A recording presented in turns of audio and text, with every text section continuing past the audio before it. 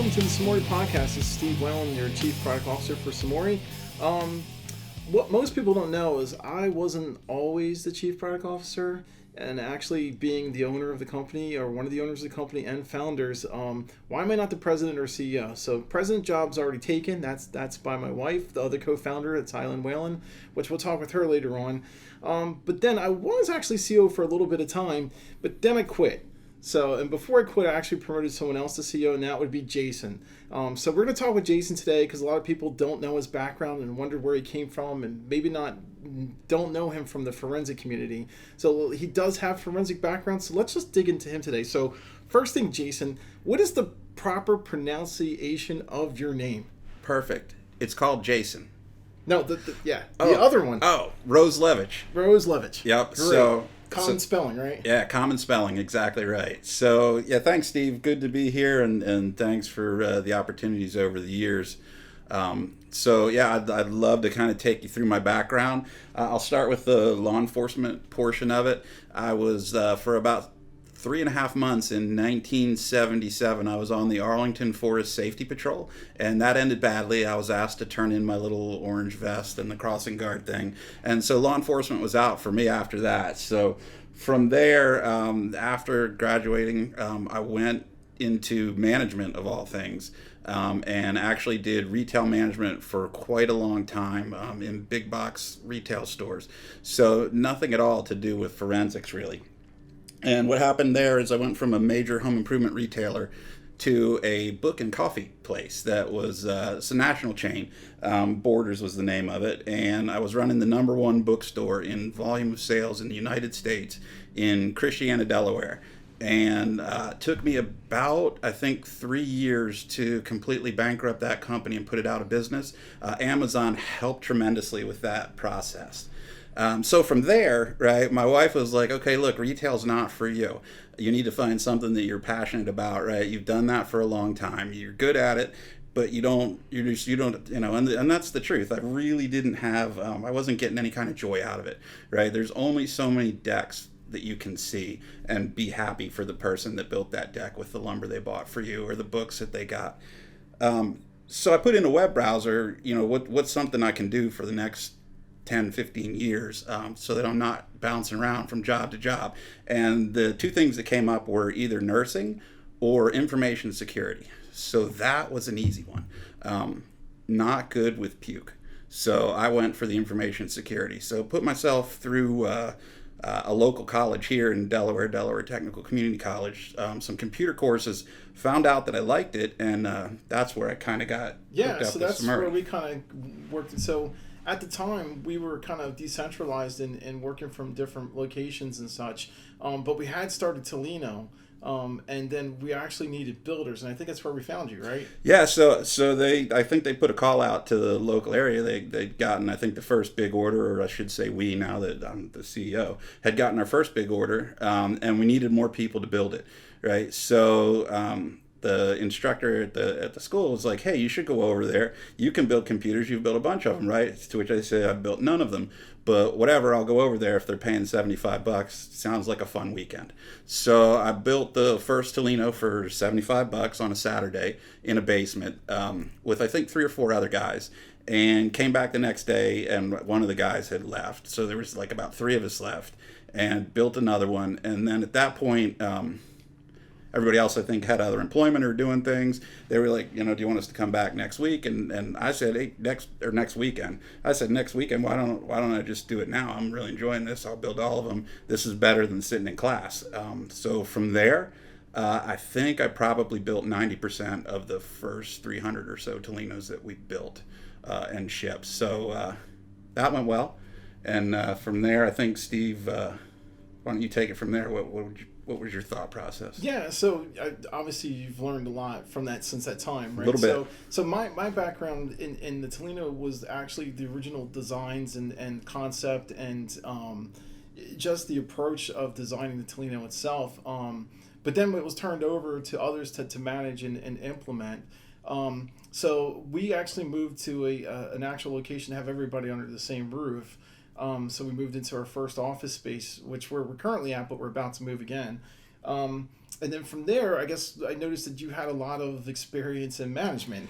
So I think that's kind of what happened there, right? And so management and a lot of the things that came with taking Tolino out of basements and into an actual production environment, right?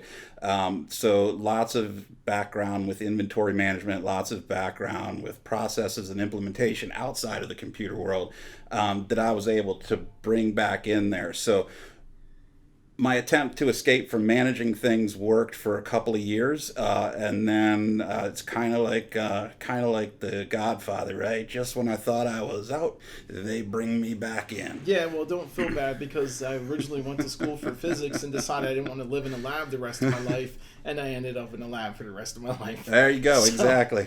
So sometimes you cannot escape your destiny. Yeah, so about this time, we had a lot of like ways that we could have optimized, and I saw Jason was really good about some of the suggestions. Got to learn a little bit more about him personally, about his background, about what he just told you about his business experience. And I realized this guy managed multi-million-dollar companies, and I, being a cop, managed no companies other than the ones that I created, and had no desire to do business, like really push paper stuff anymore. So that's where it eventually started evolving. But you didn't start out straight as CEO. No, so for those of you that are frightened by the origin story and the fact that I built the Tolinos and that I've given many people advice about both hardware, software, and forensics over the last 5 years that I've been doing this, I did complete my degree. I do have an associate's degree in information security, so I have some schooling, as they say, in the forensic world, and then I'm also a certified forensic computer examiner through IASIS.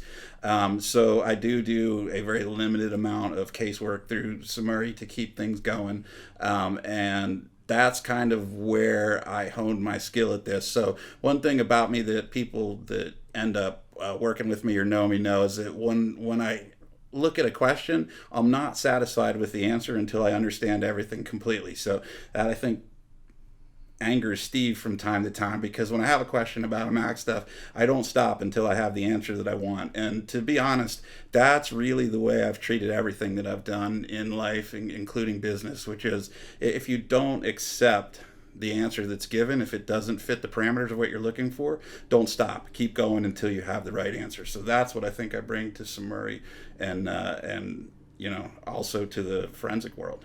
Now, what angers me is what happened on the ride over here when you're sitting next to me in the car and you're butt dialing me, but you're not butt dialing me. The phone's in your hand. Yeah. So, and what makes it worse is I'm answering. Wait, I gotta take this call. Jason's calling. Yeah.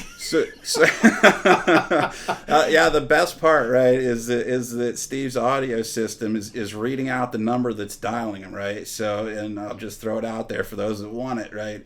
So it starts going. I'm listening, and it's not even getting traction inside my brain. You're receiving a call from 302-540-9374, right? Never picked up that was my phone number until he's like, hey, you're calling me. So two things there. One is save that phone number. You can always reach me at that number if you have questions. And that's one of the other things that Steve, I think, started as the CEO and that I passionately believed in every business that I've ever run, which is the people that are in charge and everyone there that deal with the customer always need to be available. So that's something that we do at SUMURI and we'll never stop doing. You will never not have direct access to my phone number. You will never not have direct access to Steve and his phone number. We're there for you. So that's one of the things that's really important to me about SUMURI. The honest truth is there's a ton of tools out there, right? There's a ton of people that do training. There's a ton of hardware solutions out there. So what differentiates one company from another? And the only answer is the people, right? So that's what I believe in. That's what I'm passionate about. That's what I bring to SUMURI.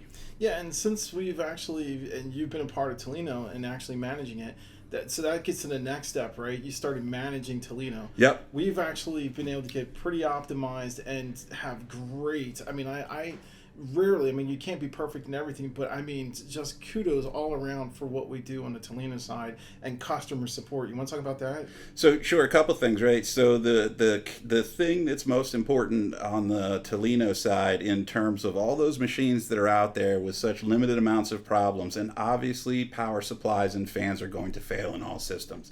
But the reason that all those Toledos stay operating as long as they do is we never cut corners.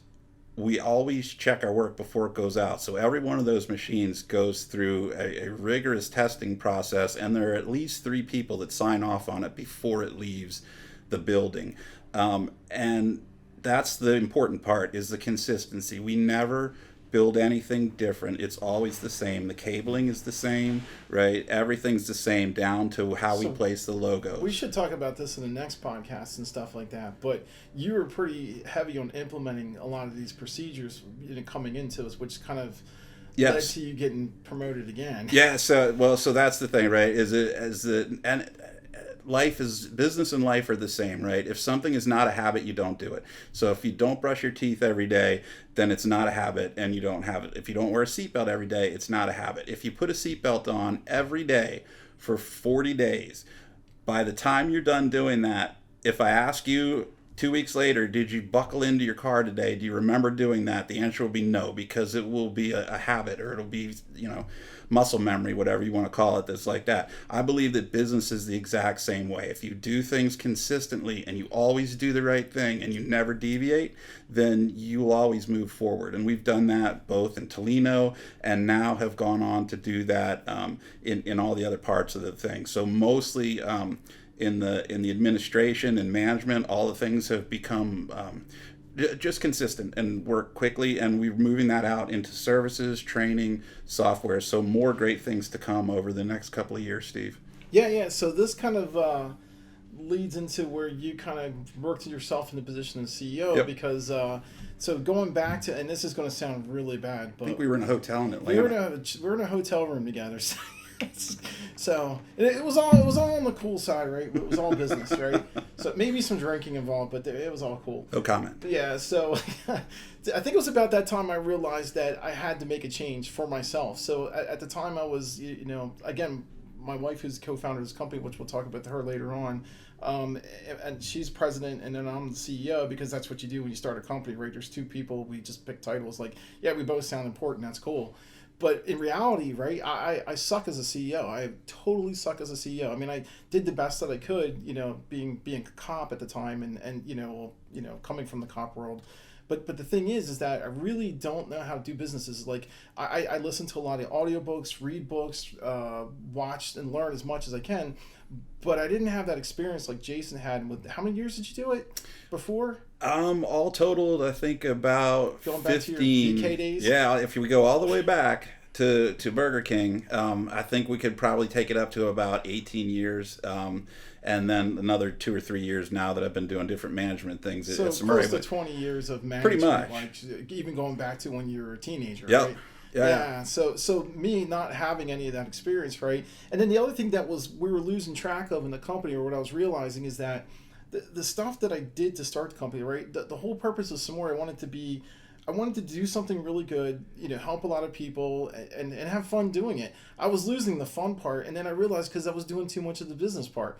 Like, the business just drains your soul. It's not fun. So I was like, tag, you're it. So I fired myself and promoted Jason to, maybe not in that order, but promoted him and then fired myself. I don't know how you do that. Yes. But I did. So from my perspective, right, like for those of you that know both of us, you will know both of us are pretty stubborn individuals. And I think part of it, what it came down to, right, is I would spend a half hour, right, because we would in the early days, have a hotel room that we shared, because we're low cost operators, because we like to do the humanitarian stuff that we do. And I would, stare at my laptop and try and puzzle my way through a forensic issue or a Mac issue for a half hour before, I gave up and said, okay, Steve, can you answer this? And he'd just be like, yep, it's that, do that, look at that, right? And so it turns out Steve was doing the same thing, staring at his laptop on balance sheets or some other kind of business run thing, just not wanting to deal with it, right? So good move to fire yourself. I think it worked out well for both. Obviously, I'm more than happy to be the CEO, but putting Steve in the right place in the company, and that chief product officer, has allowed us to do a lot of different things in terms of improvements that we've brought in terms of how the actual products are designed and the work that's done, without him needing to worry about how are we going to pay for that, how are we going to do this, how many people does it take to implement that program. So really good move, I think, that has led to even better success for SUMURI. Certainly the last 2 years have been our most profitable years, and have allowed us to give back even more than we've given back before. So really happy for that. Yeah, so it's pretty amazing. So one of the things that we do to give back, and we have been, but aside from the Toledo and the SUMURI Gives Back, what started it was just giving out software to any law enforcement agency that needs it. So obviously we have software that's for sale that you're welcome to check out and all, but we're not the type of company, again, coming from law enforcement, that's going to, like dangle a dongle in front of you and say, well, you can solve that crime, or you can have the software as soon as you pay for it, right? So knowing the type of crimes that are out there and having investigated those, I can't do that. So I don't, even if as long as I'm still alive and breathing and I can afford to do it or help do it, we'll give it away. If we have to, it's not a problem. Yeah, I gotta say, because again, like we said at the beginning, technology is really not my forte. I can't type. I can't text, I can't use phones. When you get me inside a computer, I'm way better because that's what I'm trained to do, but I can't use that stuff on the outside. I'm really just an old guitar player that can't find a beach and a bottle of rum to retire to just yet. But I will say, I'm sure this has gone around the forensic community for a while, but thanks, Steve, for introducing me to the concept of dangling a dongle. I had not heard that yet. Yeah, well, there's other stuff that I probably shouldn't say on public radio. Oh, I think dangle a dongle's okay. Dangle a dongle, yeah. It's worse. So anyway, I think we'll do some more of these series where we introduce people that work at the company and kind of let you know who we are and what we are. The biggest thing I want to leave everybody with is that I am not in this to build a giant corporation. I'm not in this to grow SUMURI as big as I can, other than it allows me to do what I'm really passionate about, which is giving back. And that's the main reason why I stuck with SUMURI when I did, because going from what I made managing big box retail stores to $75 to build a computer is a pretty big risk. So my wife was like, this is probably not a good idea. Yeah. And I said, no, I can see where this can go, right? And I can see the passion that Steve and Eileen have for helping and for saving the world. This is what I need to do to stay interested in working and not try and find that beach with the rum and the guitar and the hula dancers. So for me, it's all about what I can do to move SUMURI further ahead so that we can give back more, so we can save more lives, so we can give out more software, more computers, more humanitarian trips. And I want to thank you for coming aboard and helping me out with the business stuff, because and thank you, because it's hard to find people that actually care about what they do. And it's not, again, not about the money so much, but what it is that we're trying to do, the mission. As we all know, I mean, if you're listening to this and you do forensics, you know what I'm talking about. There's more and more Borgs that are starting to grow out there, where there's only one purpose of becoming a Borg, and that's to assimilate and just to make as much money as possible. And then you start to lose focus, which is something that I never want to do. So, I'll just, SUMURI's in the business of helping, and it's the way it's always going to be. And so, again, trying to find someone that's willing to help and lead the company in the right direction with the same mission and the same process. It's hard to find someone like that. Believe me, I've tried. Trying to ask someone to move to Delaware. Usually people want to stay where they're living, where they're comfortable, where they're making a lot of money, and they don't want to move to Delaware to forward a mission like this. So it's really obvious to see where someone's heart is. And I think, Jason, you could probably say that things worked out well. Yeah, I'm happy. yeah, things turned out well. So like I always say, if you think about good things and focus on good things, the rest just follows. It's just good karma. Yeah, had lots of opportunities to help lots of people, both in law enforcement and outside law enforcement, that I never would have had. All the people that I know from the past 20 years or so, right, when they see me on LinkedIn or they see different things that are out there, most of them are like, so what is this you're doing? You're creating this fake persona about yourself. There's no way that you do all those things, right? And the reality is I do. And Steve's been with me so cat's out of the bag, right? Lowe's would be the home improvement center that I work for. So the local home improvement, he's been in there with me before when we were getting stuff for SUMURI, and seeing some of my old running mates that are just like, what? No, it's not true, right? So I can't thank Steve and Eileen enough for the confidence in me for going ahead and saying, okay, great, you can do this business stuff. We can do the forensics. Let's do it. It's given me a lot of opportunities to do things that I never would have had the opportunity to do. I've been on every continent in the world in the last 5 years, with the exception of Africa, and I'm shooting for that one sometime next year, God willing. So for those of you that are listening to this and are struggling with the current pandemic, our hearts go out to you. If we can do anything to help, let us know. Please stay healthy and safe. And with that, I'll turn it over to Steve. Yeah, so I mean, thanks again, and we'll stop thanking each other. But like, how about we talk about Tolino? Since okay. You've actually helped a lot with that, and then moved on into CEO. Why don't we do the next podcast on all about Tolino? That sounds like an awesome idea. I love talking about Tolinos. All right, well, we'll catch you guys on the flip side, and as Jason likes to say, and we'll see you in the next podcast.